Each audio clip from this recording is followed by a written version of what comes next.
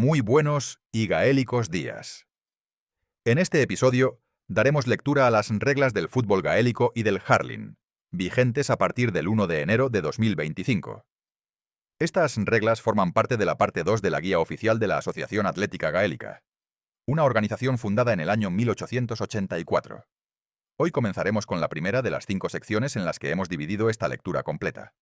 Esta sección incluye las llamadas reglas de especificación, que se componen de los siguientes 4 apartados. Regla número 1, el terreno de juego. Regla número 2, los jugadores. Regla número 3, el tiempo. Y regla número 4, el equipamiento. Comenzamos. Reglas de especificación. Regla número 1, el terreno de juego. El terreno de juego debe tener forma rectangular. Sus dimensiones, en cuanto a la longitud, deberán estar entre 130 metros como mínimo y 145 metros como máximo. En cuanto a la anchura, el mínimo será de 80 metros y el máximo de 90 metros. Como excepción, los reglamentos locales podrán autorizar dimensiones menores para partidos de categorías sub-15 o inferiores. A distancias de 13, 20 y 45 metros desde cada línea de fondo, y en el caso del hurling, también a 65 metros, deberán marcarse líneas transversales a lo ancho del campo, todas ellas paralelas a la línea de fondo. Las intersecciones de estas líneas, así como las de las propias líneas de fondo con las líneas de banda, deberán estar señalizadas con banderines. Por otro lado, la línea central del terreno de juego se trazará también paralela a las líneas de fondo, y tendrá una longitud de 10 metros, situada justo en el centro del campo. Continuando la línea central de 10 metros, se marcarán otras líneas de 5 metros de longitud, espaciadas a su vez cada 5 metros, que cruzarán el campo de lado a lado, también paralelas a la línea de fondo. Sus intersecciones con las líneas de banda igualmente deberán estar marcadas con banderines. Todas las líneas del terreno de juego deberán tener un ancho de 90 milímetros, con una tolerancia de más o menos 13 milímetros. Estas líneas deberán estar marcadas en color blanco, utilizando un material adecuado para este propósito. Y debemos recordar lo siguiente. Todas las líneas que delimitan el terreno de juego forman parte de este. La portería se colocará en el centro de cada línea de fondo. Estará formada por 2 postes verticales, de sección circular, con una altura mínima de 7 metros sobre el nivel del suelo y separados entre sí por una distancia de 6 metros y medio. Además, el borde interior de la línea de fondo deberá estar alineado tangencialmente con el borde frontal de la base de los postes. El larguero estará fijado a los postes a una altura uniforme de 2 metros y medio sobre el nivel del suelo. Podrá tener sección rectangular o circular. Si es rectangular, deberá tener una profundidad de 140 milímetros, con una tolerancia de más o menos 10 milímetros y un ancho mínimo de 50 milímetros. En caso de ser circular, deberá tener un diámetro uniforme de 125 milímetros, más o menos 5 milímetros. En cuanto a las redes de la portería, deberán estar firmemente sujetas a la parte trasera del larguero y de cada poste. El techo de la red deberá estar sostenido, a la altura del larguero, mediante un soporte metálico fijado a la parte trasera de los postes, con una prolongación horizontal no inferior a 900 milímetros. La malla de la red no deberá tener una longitud diagonal superior a 150 milímetros en fútbol gaélico, ni a 50 milímetros en hurling. Excepción. Las dimensiones de la portería podrán reducirse por reglamentos locales en categorías sub-15 o inferiores. Frente a cada portería, deberán trazarse 2 rectángulos o áreas.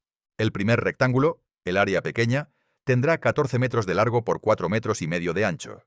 Se formará trazando 2 líneas de 4 metros y medio, perpendiculares a la línea de fondo y marcadas a 3 metros con 75 centímetros del interior de cada poste. Luego se unirán los extremos de estas líneas. El segundo rectángulo, el área grande, tendrá unas dimensiones de 19 metros por 13 metros.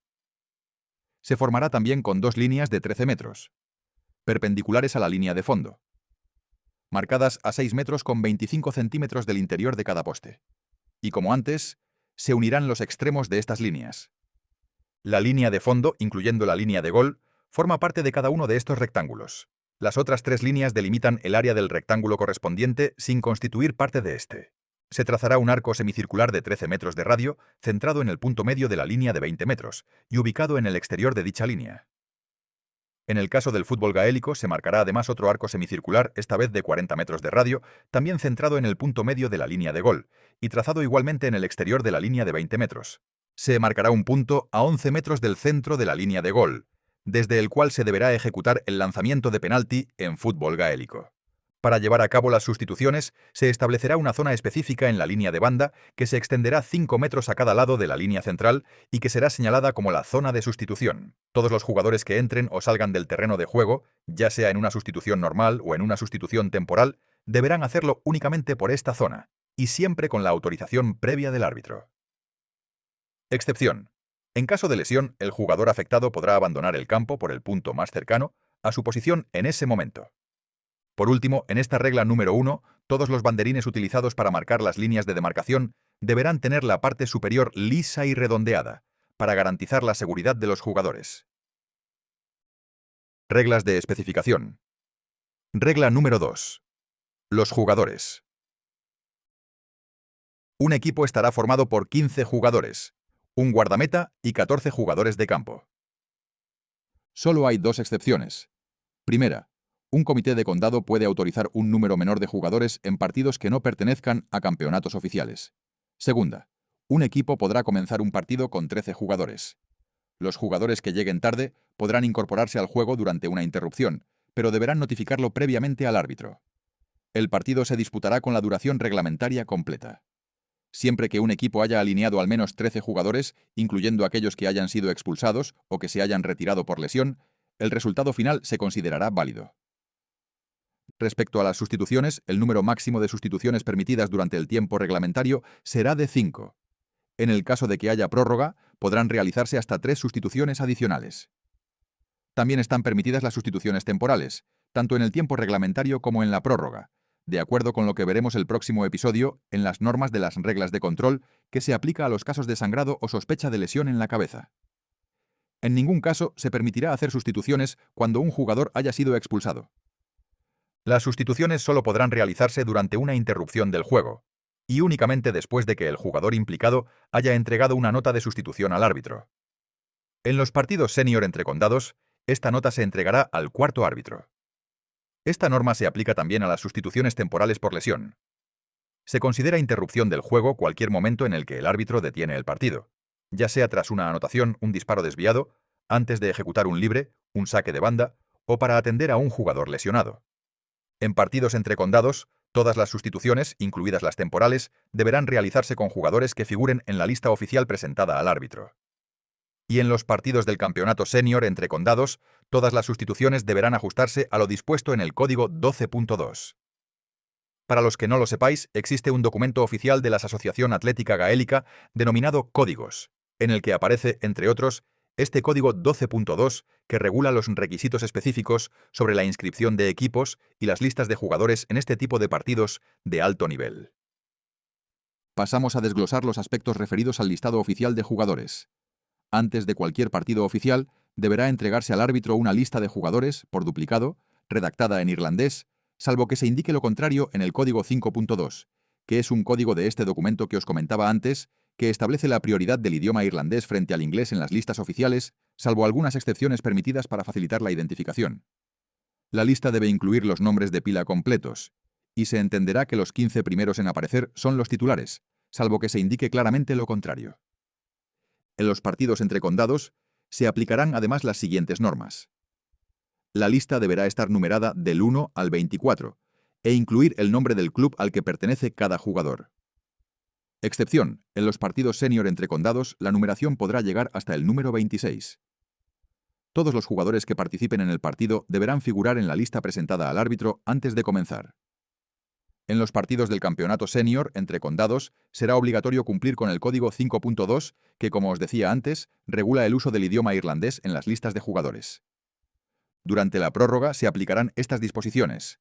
Al inicio de la prórroga, un equipo podrá reemplazar a cualquiera o a todos los jugadores que estaban en el campo al finalizar el tiempo reglamentario. En partidos entre condados, solo podrán participar jugadores incluidos en la lista entregada al árbitro antes del inicio del partido. El árbitro deberá recibir una lista con los jugadores que comienzan la prórroga, o una nota clara indicando los cambios respecto al equipo que terminó el tiempo reglamentario.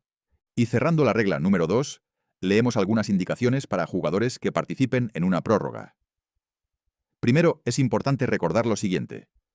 Un jugador expulsado durante el tiempo reglamentario no podrá participar en la prórroga, ni ser sustituido. Además, cualquier tarjeta amarilla o negra mostrada durante el tiempo reglamentario seguirá teniendo efecto durante la prórroga.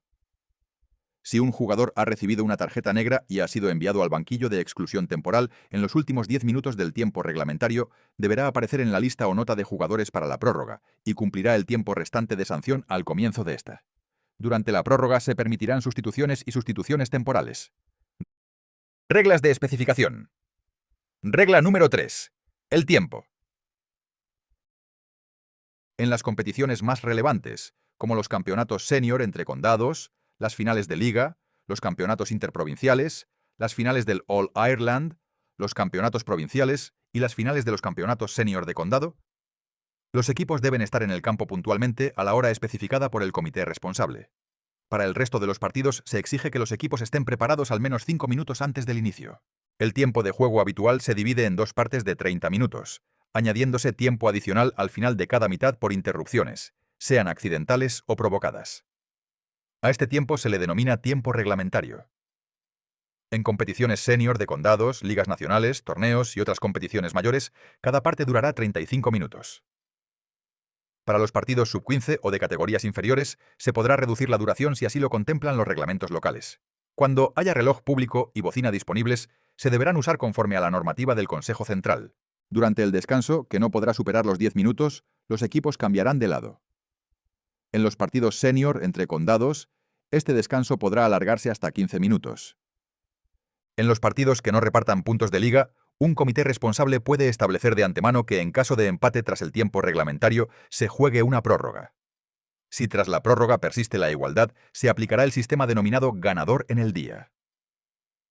Esta decisión puede tomarse antes del inicio de toda la competición o con acuerdo de ambas partes, antes de un partido específico. En caso de que se repita un partido y también finalice en empate, será obligatorio jugar prórroga. La prórroga consiste en dos tiempos de 10 minutos, y se considerará una continuación del tiempo reglamentario, salvo que las reglas digan lo contrario. El Consejo Central es el encargado de aprobar el sistema oficial de ganador en el día, utilizado para decidir partidos igualados tras la prórroga, sin necesidad de repetir el partido de nuevo. Este sistema debe aplicarse en todas las eliminatorias entre condados de fútbol gaélico y hurling, en las competiciones de clubes a nivel provincial y All Ireland, y en los campeonatos universitarios de nivel 3. Se exceptúan las finales senior del All Ireland de fútbol y hurling, nivel 1, donde primero se juega una prórroga. Y solo si también hay empate en el partido de repetición, se decide el ganador con este sistema. En las competiciones eliminatorias de clubes en categoría juvenil, incluida la categoría minor, equivalente habitualmente a la sub-18, si hay empate, se disputarán dos partes de prórroga de 10 minutos. No obstante, no es obligatorio jugar prórroga en el primer partido de la final del campeonato de condado minor. Cuando se deba jugar una prórroga, debe haber un intervalo máximo de 10 minutos entre el final del tiempo reglamentario y su inicio. Entre las dos mitades de la prórroga se permitirá un breve descanso, que no podrá superar los 5 minutos, y durante el cual los equipos deberán permanecer en el campo. Después de este descanso, deberán intercambiar de lado. Reglas de especificación. Regla número 4. El equipamiento. En las competiciones entre clubes, los equipos deberán vestir sus colores oficiales registrados. Si hay similitud entre los colores de ambos equipos, deberán usar sus equipaciones alternativas, siempre que cuenten con la aprobación del comité del condado.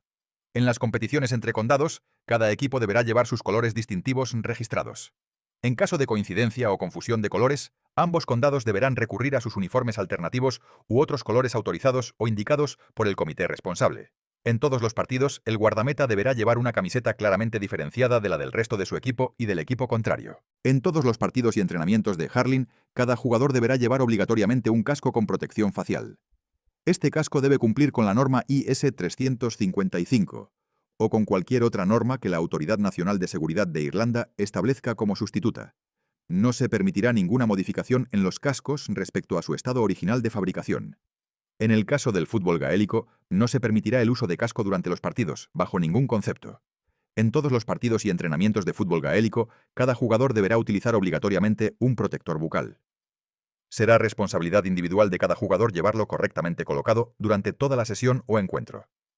El slita, la bola utilizada en hurling, deberá tener un diámetro, sin incluir el ribete, de 69 a 72 milímetros, y un peso comprendido entre 110 y 116 gramos. La altura del ribete estará entre 1,8 y 2,6 milímetros, y su anchura entre 3, con 6 y 5,4 milímetros. El grosor del recubrimiento de cuero, cromado o sintético, será de entre 1,8 y 2,7 milímetros, sin incluir ningún laminado cuyo recubrimiento supere los 0,15 milímetros. Los slitas únicamente podrán utilizarse si superan los estándares técnicos y pruebas aprobadas por el Consejo Central.